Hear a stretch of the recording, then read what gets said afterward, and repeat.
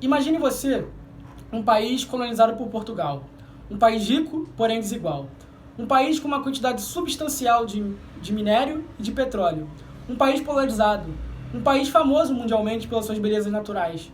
Um país que foi cobiçado e conquistado por holandeses no século XVII. Um país que é caracterizado por grandes casos de corrupção e de concentração de renda. Não, eu não estou falando do Brasil. Eu estou falando de Angola.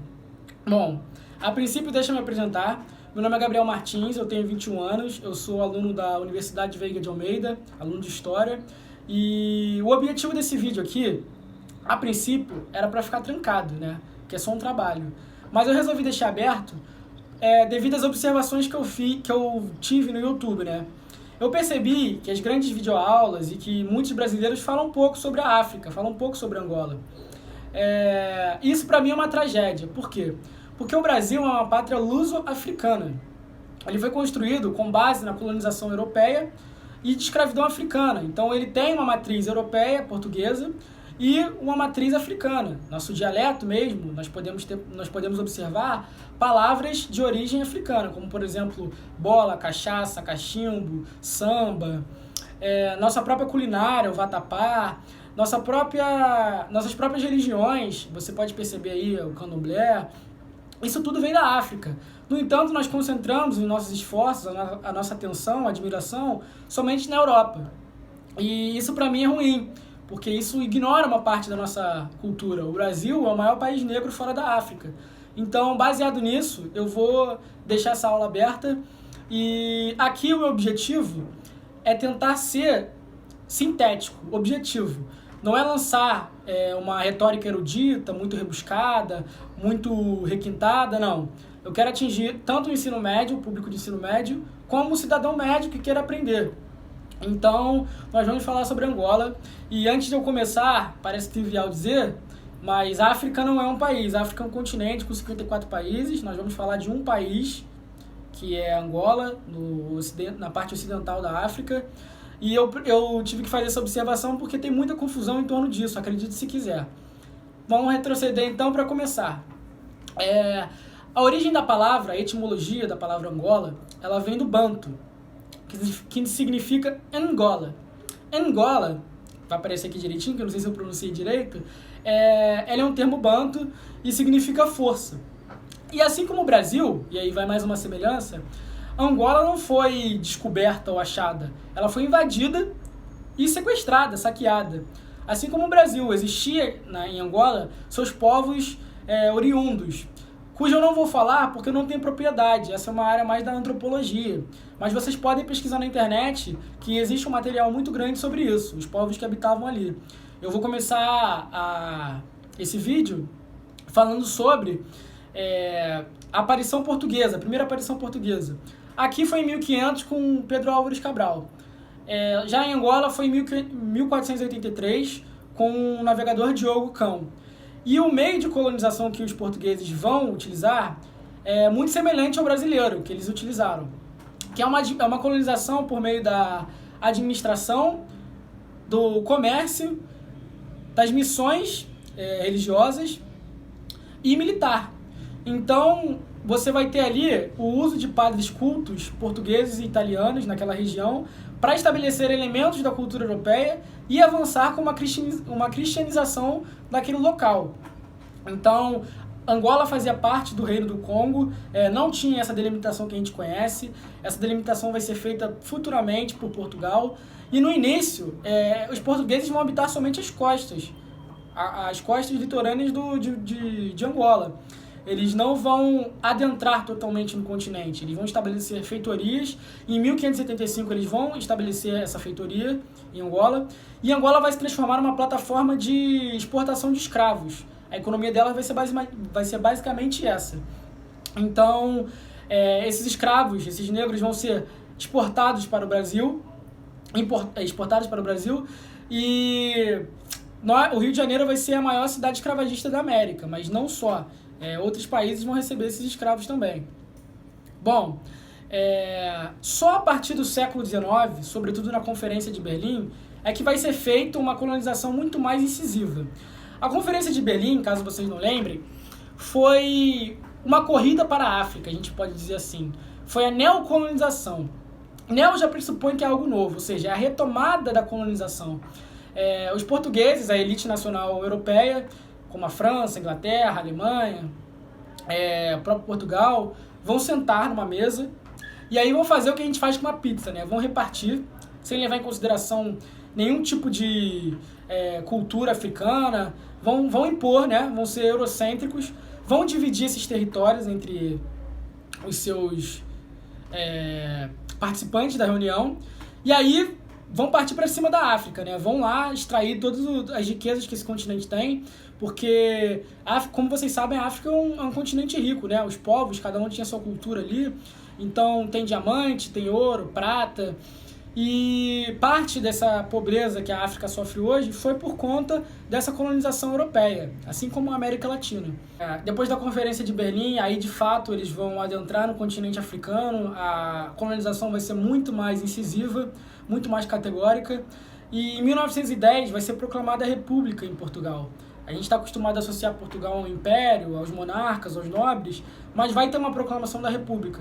Porém, Portugal não vai abrir mão das suas colônias, que era São Tomé e Príncipe, Moçambique e Angola. Muito pelo contrário, eles vão dar o jeito deles lá de estabelecer um império português através de uma república.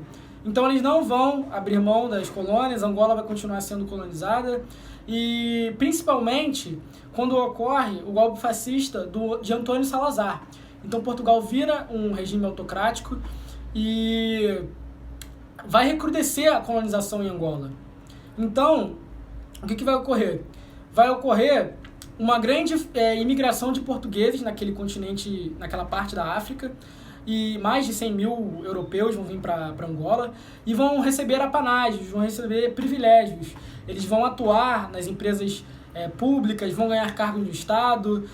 O povo de Angola não vai ter direitos civis, não vai ter cidadania, não pode votar, não pode opinar nas questões daquele país. Vai piorar muito a situação. A carga tributária vai aumentar, ou seja, a quantidade de impostos vai ser muito maior e a qualidade de emprego vai decair naquele país. Então, a situação piora com esse regime de Salazar. Essa situação toda, com esse mal-estar causado, é de se imaginar que a população não vai ficar calada para sempre, né? Começa, então, o movimento de resistência em 1950, já depois da Segunda Guerra Mundial, já na Guerra Fria, um movimento de resistência contra essas opressões dos portugueses. Então, vão pipocar vários movimentos de revolução, de insurgência, de sublevação contra a ordem estabelecida. Os três principais, vão ser o seguinte: o MPLA, que é o Movimento pela Libertação de Angola, de tendência marxista, ou seja, um movimento de esquerda, um movimento com o apoio da União Soviética, com o apoio do Partido Comunista Português, que estava lá já em Portugal. Vai ser composto por negros e mestiços e vai fazer frente a uma das diversas, das plurais organizações que vão aparecer para confrontar esse modelo português. O segundo é o FLNA, que é a Frente de Libertação Nacional de Angola. Esse já tem um caráter mais partidário aos Estados Unidos, tem apoio dos Estados Unidos, também é composto por negros e vai ser uma outra corrente de insurgência contra o Império Português.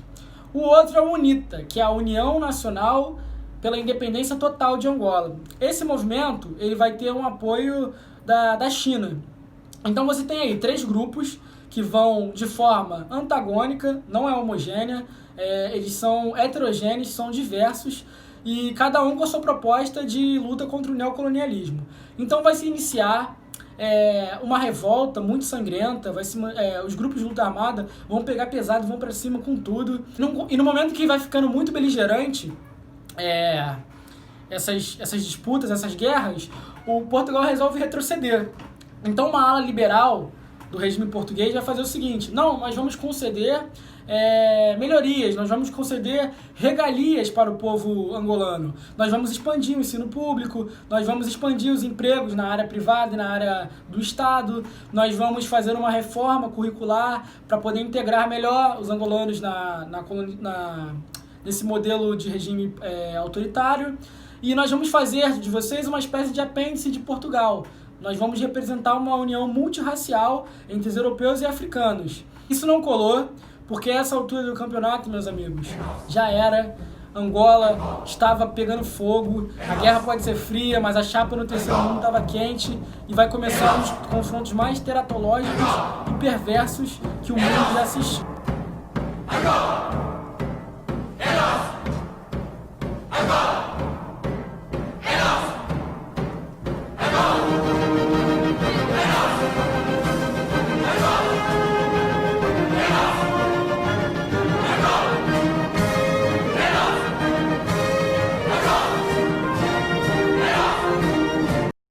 Bom, a guerra vai ser realmente sangrenta, nós vamos ter crianças pegando em fuzis, Portugal promovendo massacres e não querendo retroceder, e de fato os grupos de luta armada vão ficando muito fragilizados, não conseguem atingir seus objetivos, até que ocorre a Revolução dos Cravos em 1975.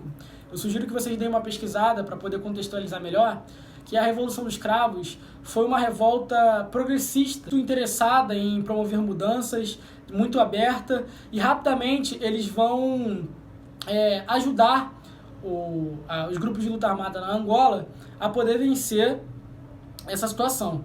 Então, assim que a Revolução dos Cravos ocorre, eles rapidamente vão decretar Angola um país independente. E quem chega ao poder é um daqueles grupos que eu falei, que é o MPLA.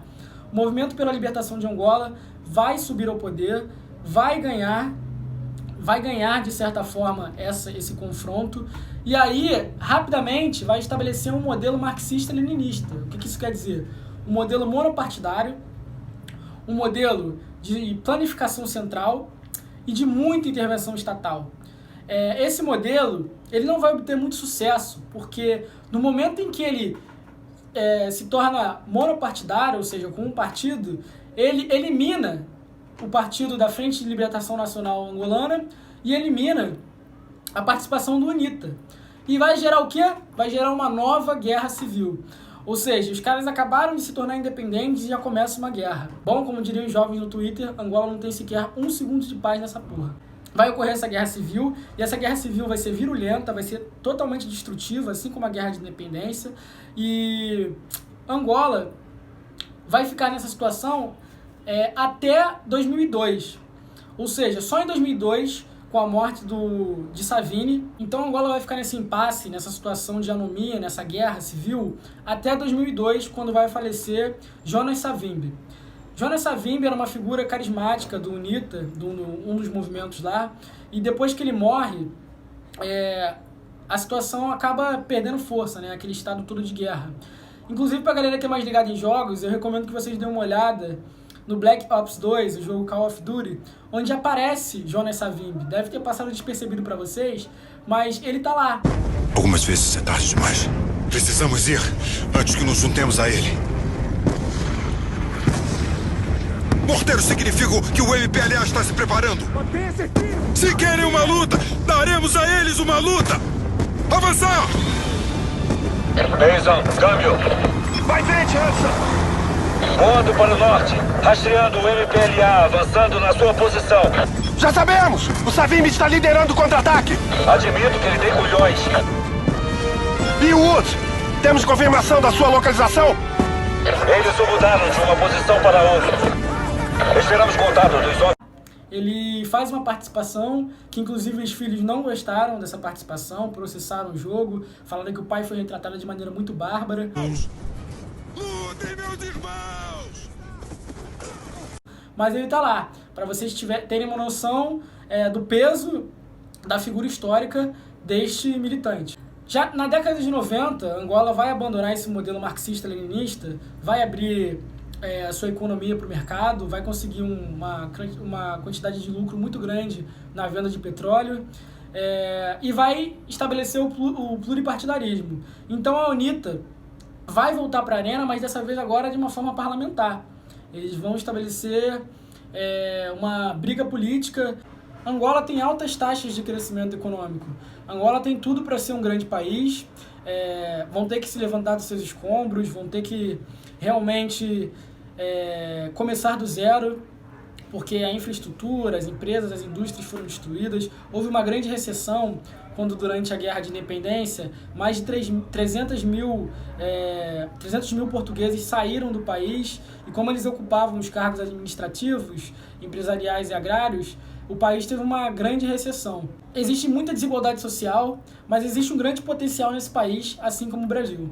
Bom, foi de uma maneira sintética, objetiva, como era a proposta, mas essa é a história bem rápida de Angola para você poder ter uma compreensão melhor sobre esse país.